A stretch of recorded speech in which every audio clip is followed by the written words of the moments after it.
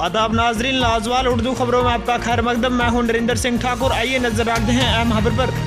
तहसील सुरनकोट की लोअर पंचायत सुरनकोट में back to village programme का किया गया इनका, जिसमें सभी महकमा के मुलाजमीन ने की शिरकत। ब्यूरो रिपोर्ट सुरनकोट से Akash Malik. Back to the villages जो एक प्रोग्राम है, ये हमारी आवाम के लिए है और ग्रास रूट लेवल डेमोक्रेसी को स्ट्रेंथन करने के लिए है। इस back to the village programme में एक गेस्टेड ऑफिसर को नॉमिनेट किया जाएगा जो हमारी पंचायत में जाएगा और वो रिड्रेस करेगा लोगों की प्रॉब्लम्स को।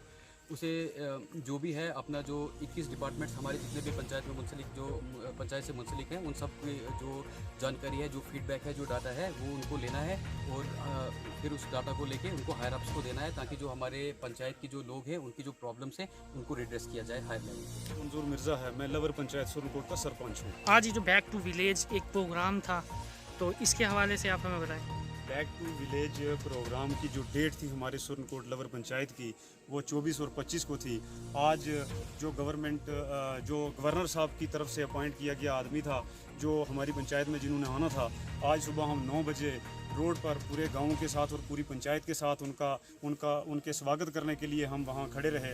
हार लेकर हमने 2-4 कलवट वगैरह की इनॉग्रेशन भी करवानी थी उनसे, और 2-4 जो प्लांट थे हमारे, वो एक स्कूल में था, कॉलेज में और पंचायत घर में हमने जो पेड़ लगवाने थे उनसे, वो भी हमने तैयारी की हुई थी।